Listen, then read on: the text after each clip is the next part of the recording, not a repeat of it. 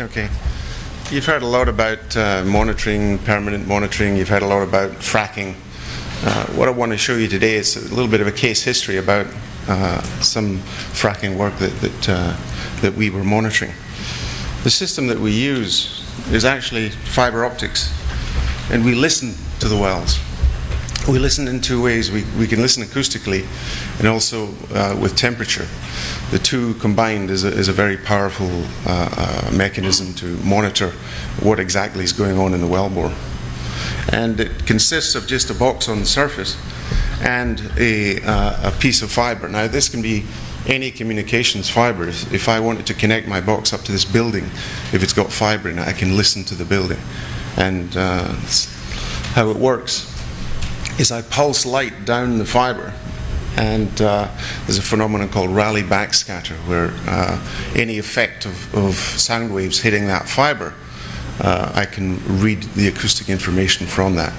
As the sound affects the fiber, it affects the backscatter, and I can extract acoustic information. We use it for a lot of different things, not just for downhole. As you can imagine, anything that we can listen to a piece of fiber. We listen to pipelines for leak detection. We listen to perimeters. We listen to borders. We can listen to asset monitoring. We can listen to compressors and things like that.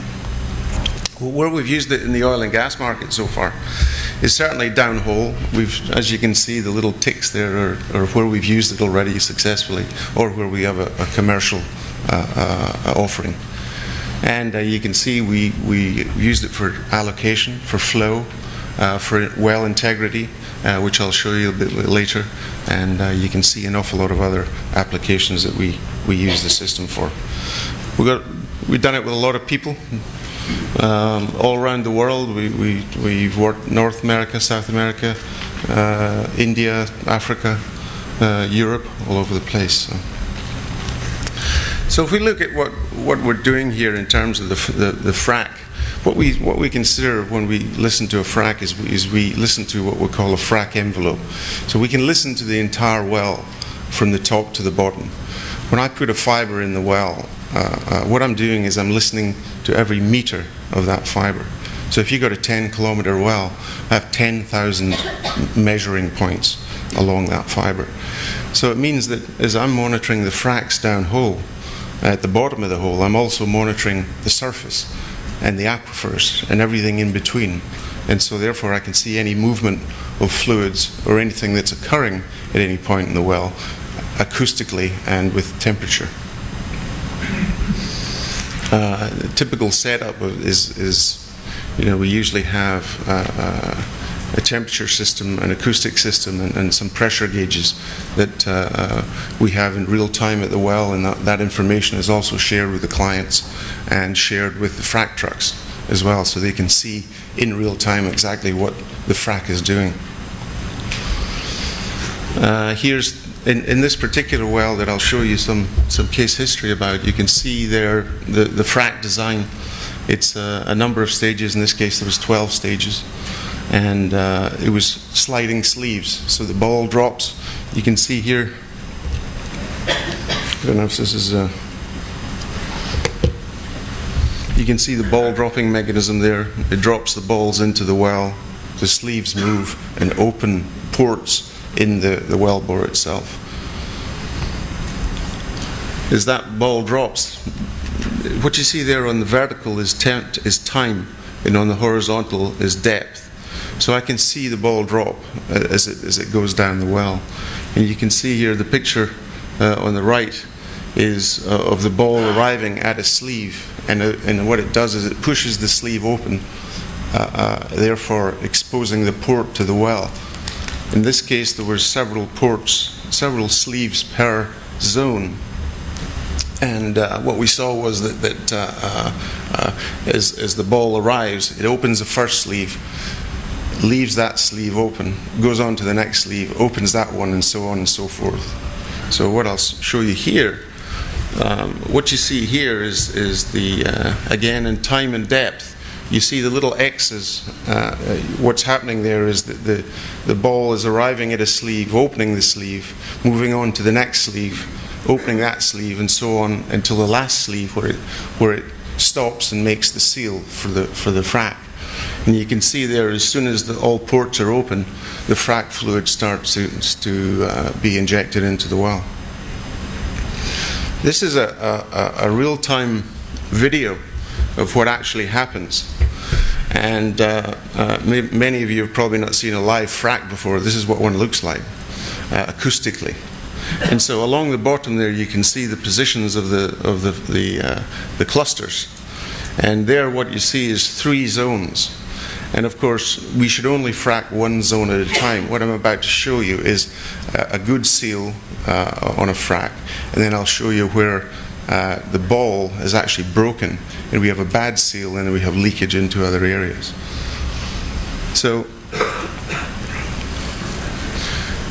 here, what we're seeing here is you're seeing some fluid movement in one of the lower zones because there's no seal yet.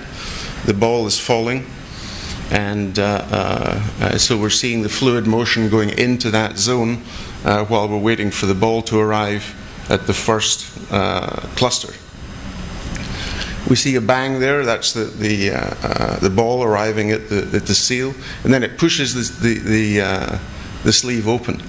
And as soon as it opens, you see the fluid start to flow into that zone, into that through the cluster. Then you see the second one opening. So the ball has moved on to the second sleeve. And now you're seeing the second cluster open. And then you'll see the next one. You'll see the bang. And that's the third cluster open. So we're seeing there the various clusters opening and assuring ourselves that we know exactly where the frac is occurring. And then you'll see the last one. So in that particular zone, it was a 4-cluster zone. You see, the next one is actually a 2-cluster zone, as is the following one. But there you see the curious shape that in terms of the noise it makes. We can see the fluid filling up a void there around the wellbore, and then we see the frac start to initiate. So this is slightly later in that same zone. You'll see it's a much noisier environment now above the zone, because now we're actually pumping proppant here, which makes a lot more noise in the well because it's got sand and other attributes to it. So here we are, we're fracking those 4 clusters, and everything looks fine. We can position exactly where the fracs are occurring. And then all of a sudden we get a bang any minute now.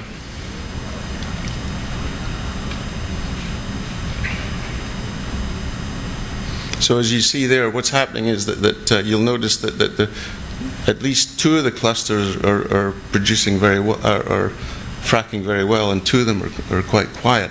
So all of a sudden we get this bang there. And you see the impulsive event, and all of a sudden we're refracking the zones that are below the frac zone.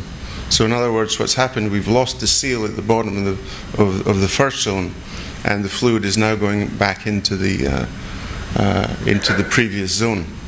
Now, of course, what this does is obviously number one, you're losing all the power of your frac in the zone that you're trying to frac. And also you're going back in and refracking the zone that you've already done.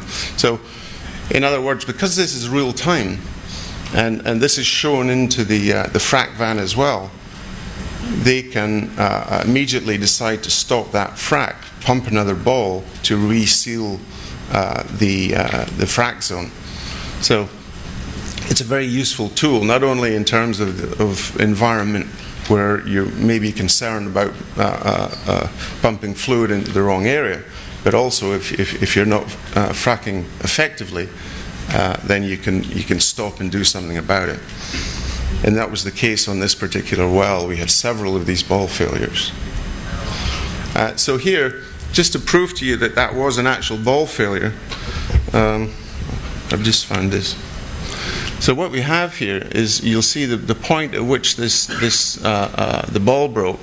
At the same time, on the pressure sensor that was in the heel of the well, we see an instantaneous loss of pressure, which is an indication of the drop in fluid pressure. But if we look at the temperature fiber, we also see that at these zones here in the lower zone, we're seeing cooling effect as well, which means that we've got cold frac fluid moving into those zones again. So we have 3 points of confirmation here of what exactly is happening. And of course, this is one of the values of permanent monitoring. This is another instant. This is up in zone 5 now, where we had another ball break. And you can see here that this is where the seal is occurring. You can see there's a lot of impulsive events going on there. So in other words, what's probably happening is that the ball is moving. It's not very comfortable in its seat, and eventually we see the breakdown of the ball. This up here, by the way, this is the instantaneous noise. This is, of course, new time. This is old time, and this is the depth here.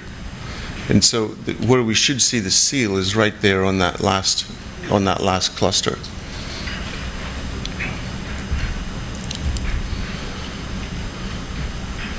Happen any minute. There. So there, the big bang. All of a sudden, you're starting to see motion again in these zones that should be very quiet. So we're seeing the breakdown of the zone. Here, this is zone 5 again. You see here earlier on I said that there was one cluster that wasn't working very well. It's this one. There's nothing happening at that cluster. You can see the other 3 clusters are reasonably fracking reasonably well. So if I look at some flowback data, which is flow data 60 days on, these are temperature measurements. And of course, this is a gas well, so when I get gas coming into a well, the Joule-Thomson phenomenon means that I get a reduction in temperature. So I can see the reduction in temperature at this one and these two, but nothing here. So I've been able to predict that particular cluster wouldn't be producing anything by the fact there was no acoustic energy. This is a very broad brush view. This was just a few days after they started to flow back the well. And acoustically, I can say that the toe of the well is more active than the heel of the well. Along here, the red line there is the heel of the well. So I'm just saying that in this particular case, the toe of the well was starting to produce more than the heel of the well. This is just a depth log here, where I'm looking in depth. So here are the acoustic events in 3 different zones, and I've got my logs here and the temperature map there that shows you exactly what's going on. So I can trace all the way along exactly what kind of attributes are fracking and which are not. And I can go back into the seismic, look at the seismic attributes and determine which areas are fracking better than others. And this is the same but in time. So I can determine here, for example, I can see that they stopped fracking for a little while. You see that gap there, and of course I can see that in the temperature log, and I can see it in the frac log as well. So I can very easily see what's going on there. You can do this in all kinds of fancy 3D, and we can look at adjacent wells as well. One thing we noticed on these wells, you'll notice that this particular trial that we did, we had fiber, we had temperature and acoustic fibers in this well, and they fracked all 3 wells. So we were able not only to monitor the frac in the mother well, we were also to see the frac in these others.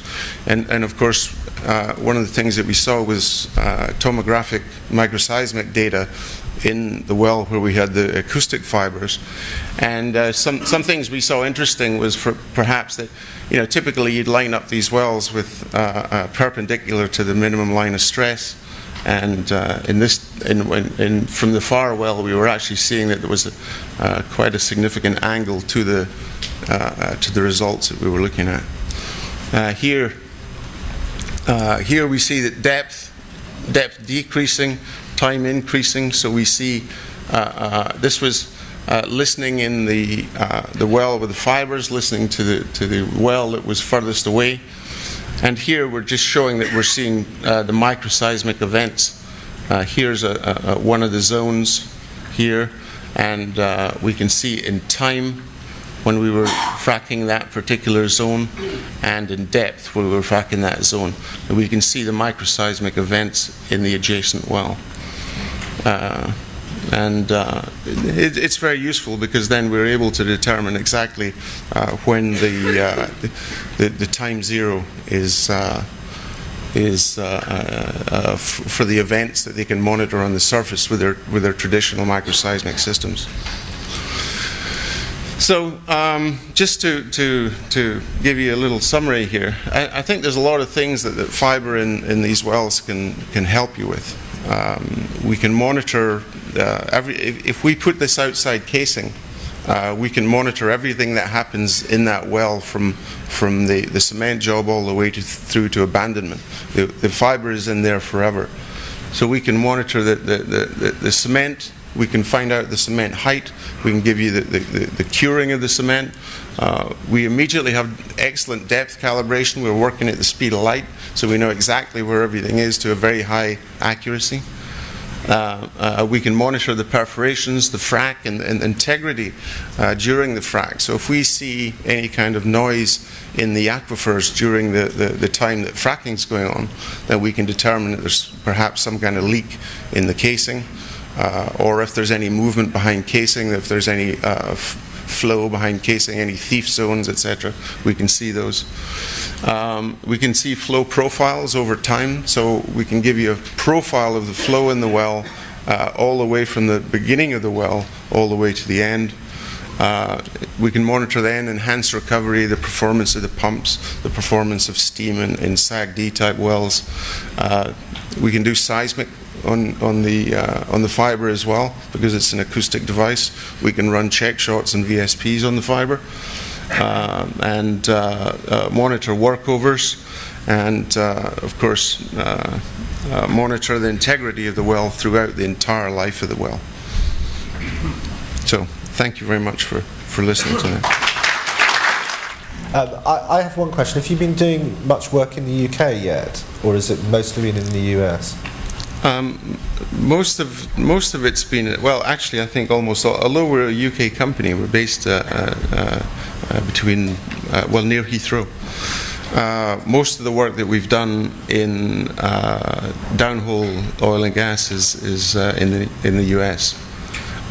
Pipeline work for pipeline integrity, for leak detection, third-party interference, etc. on pipelines. We've worked in India, Africa, the US, South America, Italy, and security systems all over the world. So. Simon Green, Total. What are the pressure and temperature limitations of your equipment? We've worked in SAGD wells, very, very hot environments. They tend to need specialist fibers with specialist coatings on them, but for a typical well, in most of the US basins, we have no trouble with in terms of either temperature or pressure. Fibers will work 500 degrees C plus, depending upon the coatings you put on them. And pressure is not an issue on the fiber itself, because what we're doing is in essence we're measuring dynamic strain on the fiber. So the constant pressure does not affect the reading of the fiber. Nobody can quite believe it when you show this stuff, because it looks kind of like magic, and it is in a way. Glenn Williams, EPIV. Good to see British technology being promoted globally. Doug, well done. I think the value of this is actually across the well life cycle. That last bullet point about well integrity. Can you multiplex? Let's say if you have a pad of wells, can you multiplex a number of wells into one unit so the economics work? Yes, we can. We have already, we've not multiplexed on wells yet, but we've done it on pipelines. We have an installation on a refinery in Italy where we multiplex between 8 different pipelines. So we can take a shared look at each of those pipelines and determine if there's anything going on. There's no real physical limitation to the number that you can multiplex. Typically we've planned on multiplexing perhaps 16 because 16 is a good number for SAGD wells, typically in Canada. So what we do is we would take a look at one well for a period of time and then rotate around all the other wells and see what they're doing. So yes, we're able to do that.